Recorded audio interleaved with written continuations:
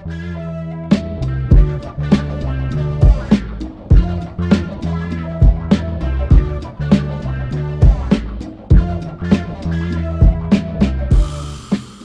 morning, good afternoon, good evening. Welcome. I am Nicole BZ, and you know everything. This is a podcast series for big believers in New World business, a fun term that I've coined because I think there is a dramatic and significant shift happening in business. And I'm not just talking about the fall of commercial banking systems and the rise of digital currencies and how that's going to affect everything. I believe that we are fundamentally evolving in the ways that we exchange and value each other. And no one is feeling that more than business owners, startup founders, CEOs, entrepreneurs, creatives, my solopreneur builders and believers out there who are bravely bringing their brilliance to market. And the fundamental, potentially most crucial skill that any one of you needs to be successful is negotiating. And it is such a loaded word. I think it's gotten a really bad rap. I'm going to have to ask you to stop watching Succession, TV show on HBO. It's about billionaire media conglomerates. Definitely a nod to the Australian Murdochs, but I digress as per usual. We get so afraid of negotiating because we think there is going to be a winner and a loser, and we don't want to be the loser. But that's where we are going to throw everything you think about negotiating out the window. Because here's the thing, my friend, if it's not a win-win-win for everybody, y'all are fucked. Anybody who has walked away from a negotiation, a conversation, a debate, a discussion where they feel like they've lost, those repercussions bring down everybody's success ongoing. Like that boulder dropped into the puddle, the ripples, the waves that crash are unpredictable and damaging. So my goal in everything New World business and everything 21st century CEO coaching and support and bringing all of these ideas and these musings to you is to help you orient towards not just a future that inspires you and seduces you, but different ways of potentially thinking, working, feeling, and engaging in old world business because it's broken. And again, I'm not just talking about capitalism and colonialism. I mean, the answers to that are obvious. We will forever and always need to exchange with each other. That's what's so beautiful about Web3 and crypto is it gives us a means of instantly, directly, without gatekeepers and conglomerates and middlemen taking pieces of it or telling us how to do it. Grant, all of that's a very hot debate right now. And ultimately what we're doing forever and always is simply negotiating this exchange, this value. You are negotiating the time you are giving me right now. I've negotiated the information that I want to share with that. And hopefully we're reaching a mutual agreement. Might feel a little one-sided right now because you're getting all this for nothing.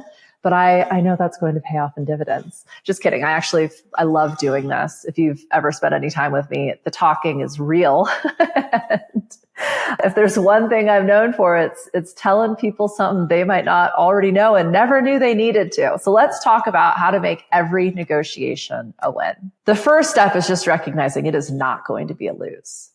I think that's oversimplifying it for sure. So what I'm going to hope to do today is offer you again some guideposts, some potential strategies. It's never for me to tell you what to do. It is always for you to figure out what feels like something that could be cool, test it, and get back to me. hello@NicoleBZ.com. Join the Discord container. Link is below. It is free.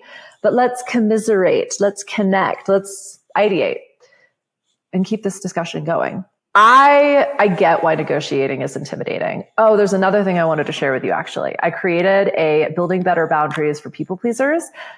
Y'all might be the ones struggling the most with negotiating. And there's going to be a lot of reasons for that. I cannot unpack all of the trauma and history that you have been through in this moment, but I do that regularly and consistently with all of my clients. And recognizing just that you're afraid and then what it is that you're afraid of, I'm going to suggest losing, not getting what you want, feeling fucked after the negotiation. That's the first step, right? Just simply bring awareness to how you're feeling about it. What we've been trained and programmed to believe is there is a binary. There is an either or. There is a loser and then there's a not loser. And I believe when we move out of that either or thinking, we evolve into multiple opportunities. And I would love for you to prove to me any single time, conversation, situation, negotiation that only had one of two options. I would argue, my friend, till I die, that there is always a multiple choice.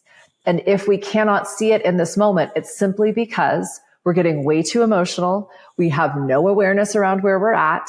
We're making assumptions or telling ourselves stories or vilifying whomever it is that we're negotiating with.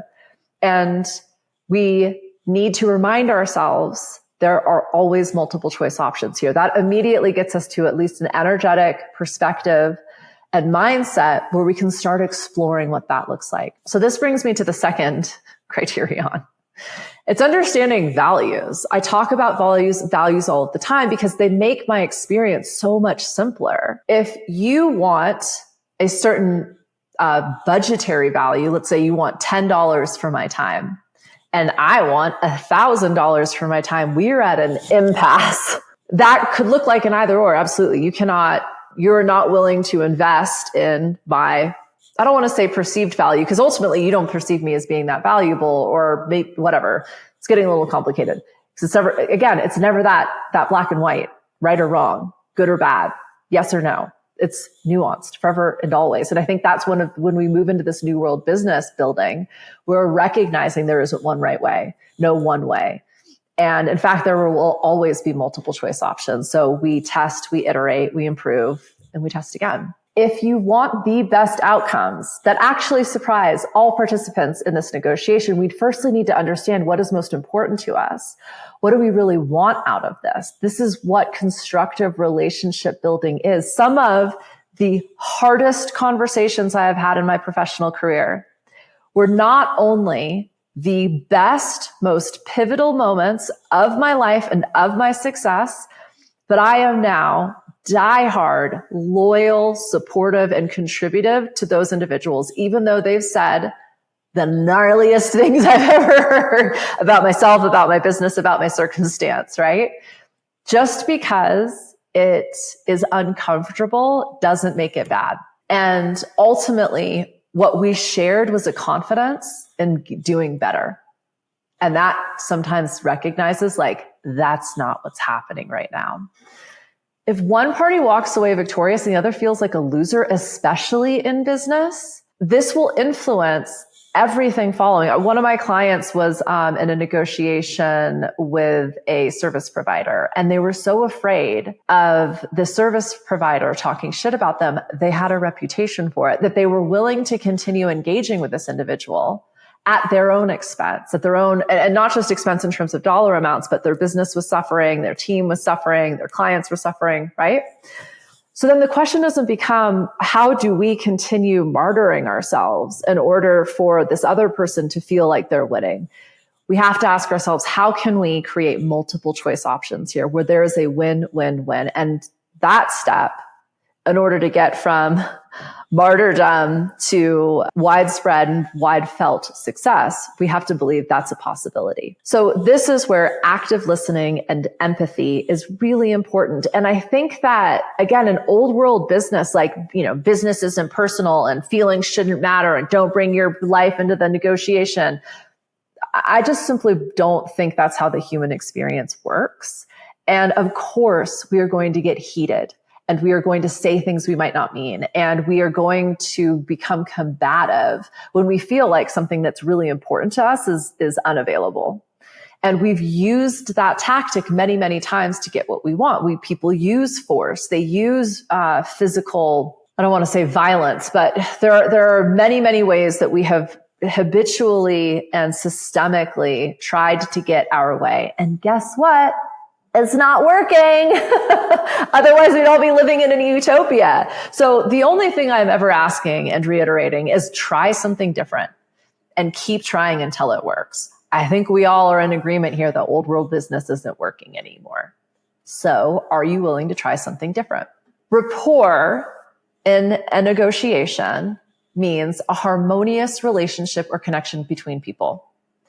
This assumes a level of trust, understanding, and connection that is established by the parties. You look at some other cultures and the intention, the delicacy, the respect that is a part of every single conversation, especially in business, is divine. And the reason for that is this innate understanding that when we feel appreciated, when we feel heard and respected, we can disagree. We can agree to disagree. And we can do this in a manner where we are hearing each other out empathically and empathetically, and we are seeking to understand the other's needs and purpose. That's building rapport. It is especially important in business and negotiation because this creates the positive atmosphere that leads to better outcomes. If we want to create a win-win-win, we need rapport, we need trust, we need understanding.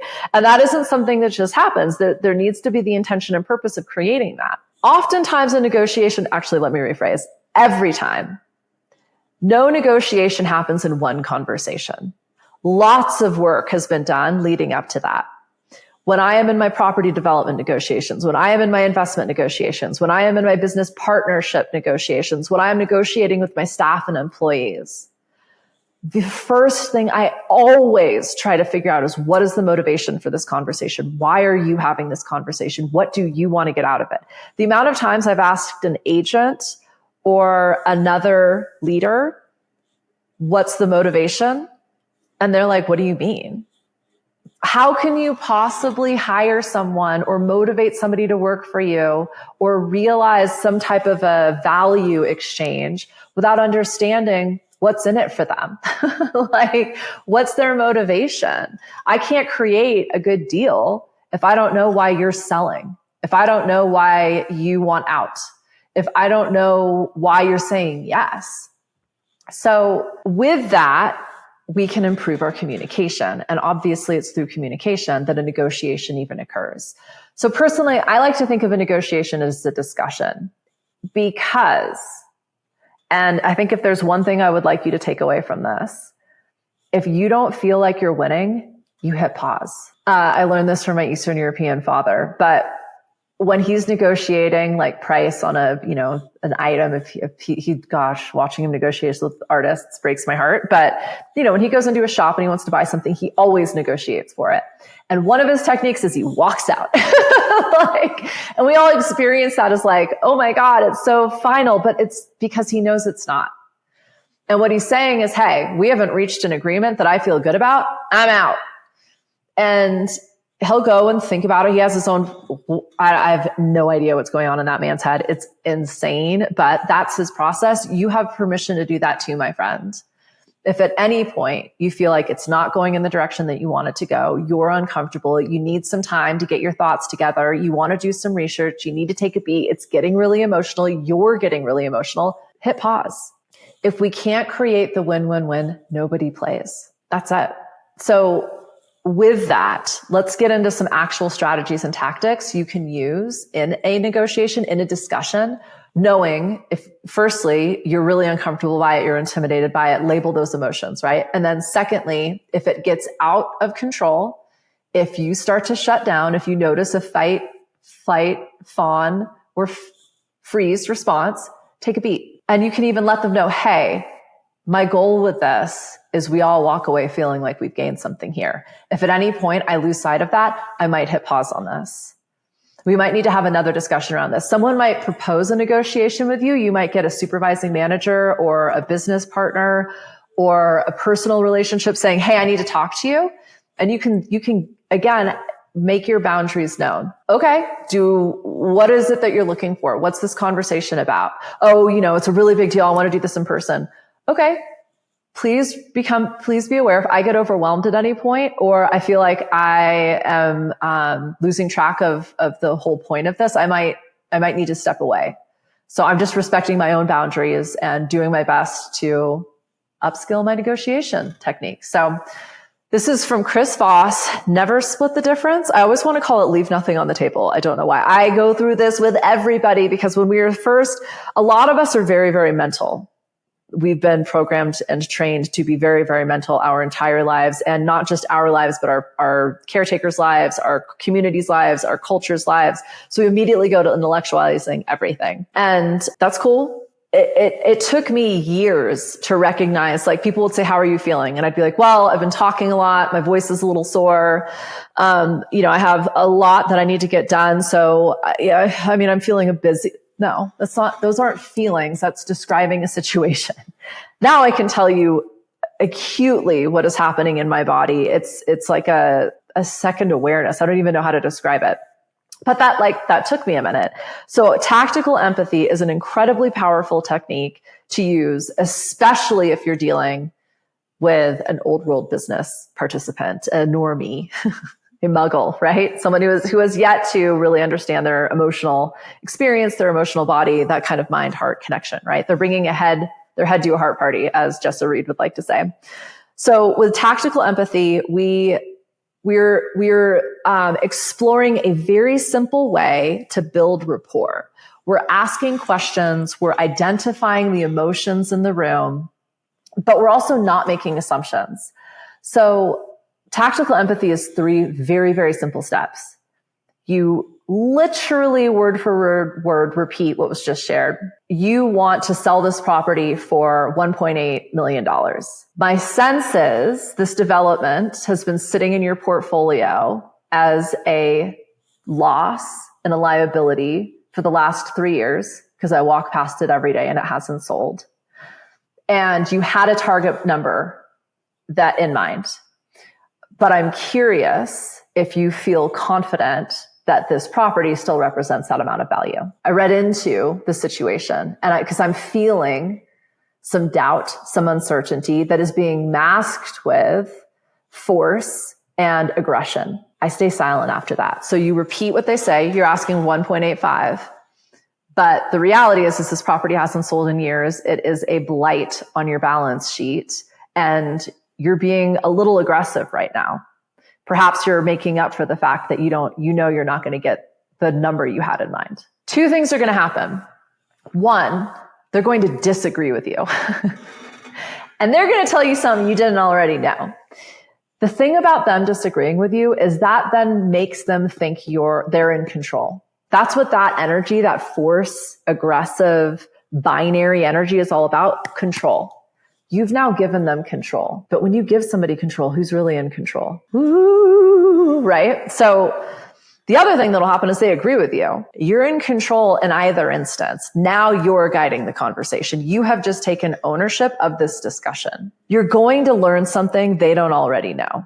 I'm sorry. You're going to learn something you don't already know. They might also say something they don't even know. So, in this very real world example that I'm giving you, the individual said, well, I'm trying to think of how exactly they came back. What we ended up discovering was that there was a $300,000 grant that was available that was baked into the selling price. And so they were willing to come down, which was by no means. Well, actually, no, they did. That started to get them down into like my target level, but it opened up a discussion. Well, we could probably go 1.55, considering there's a grant. And so we'll get that grant. We'll ensure that that's part of the deal. That actually became the way that we were able to get out of this deal 9 months later. Oh my God, it was insane. But the point is, what you're doing is you're building rapport. They feel heard because you are literally repeating them. You are then intuiting. You are taking that active listening up a notch to empathic listening by identifying the emotions in the room. And then you shut your mouth. You let them do the work. This is why, like, you'll hear in like old school, old world negotiation, like, you never make the price. And you'll have 2 people just sitting there staring at each other. It's a giant pissing contest. I don't know about you, but I'm not going to whip my dick out in the middle of a negotiation. I'm perfectly happy to keep that conversation going and get creative about it so that I can ensure we're all moving towards our desired destinations. In Harvard's program of negotiation, they say that building trust is critical because it helps to reduce the risk of misunderstandings and deception. When parties trust each other, they are more likely to be open and honest about their needs and interests, which can lead to better outcomes on both sides. Trust also reduces tension and increases the likelihood of reaching an agreement. So do you see how this is all layering and compounding? When we're committed to actually creating a space that feels safe, so both people can ask for what they need, everybody gets what they want. Start there. If someone jumps to, we want 1.85 million. Okay, cool. Why? Well, we're selling the property. We put the property on the market. It's obvious. I'm hearing you think this is an obvious sell. I'm curious why it hasn't sold yet. And I'm assuming you're feeling doubtful about that. No, I'm hyper confident in this property. It's absolutely worth its value. Then why hasn't it sold? Like, do you see how you can start asking these questions? Why do you need this to move this property now? If you're so confident about it, what's the opportunity here? Safety and trust are crucial in negotiations because they create this environment where both parties feel comfortable. And when doing this, you work towards a common goal. Alan Sang is a negotiation expert, and he notes that feeling safe is essential for people to be willing to engage in negotiation. When you talk to like hostage negotiators, they always, what are your demands? We want safety. We want to be extradited. We want to make sure that we're not going to get, imprisoned, things like they establish that first. So with super successful discussions and negotiations, people are focused on the relationship. They build trust into the conversation with every single exchange that they have. This assures greater satisfaction, improved outcomes, and importantly, confidence. That's why I ask you to identify how you're feeling about this from the outset. If you're feeling confident, that suggests you feel safe, you feel clear, and you understand what this discussion is really about. I personally believe and this is absolutely my bias, but it's always a values conflict. Something that's really important to me is simply at odds with something that's important to you. So the question then becomes, well, how do we both get what we want? And so often it's exploration of value. You want a certain dollar amount. I want a certain result. I want a certain dollar amount. You want a certain savings. Okay. So then we need to move outside of the financials. Like the example I gave at the beginning, if you have $10 and I want $1,000, that is a significant discrepancy. And also, I know how we could work with each other for $10. And I know that when I prove my value in one way, shape, or form, you would have $1,000. I do that because I'm able to explore every potential opportunity available, right? So please bring awareness to the assumptions you have around a negotiation. Look back at what's occurred to you in your past, what you keep telling yourself about your ability to advocate for yourself or potentially the person that you're having this discussion with, their ability to hear you or understand you or appreciate you, and start to explore multiple choice answers. That is going to ask you to take a leap of faith to believe it's possible. Thank you so much for being here. I appreciate this negotiation of your time for my ideas. And if you want more of that, you can find me in the Discord container. Also, I always forget to do this. Like, subscribe, share. Sharing is caring. I'm sure I'm doing something real cool. Check out NicoleBZ.com to figure out what that is. And until next time we connect, I appreciate you. Thank you so much for being here. I honestly would not do this without you. Bye for now.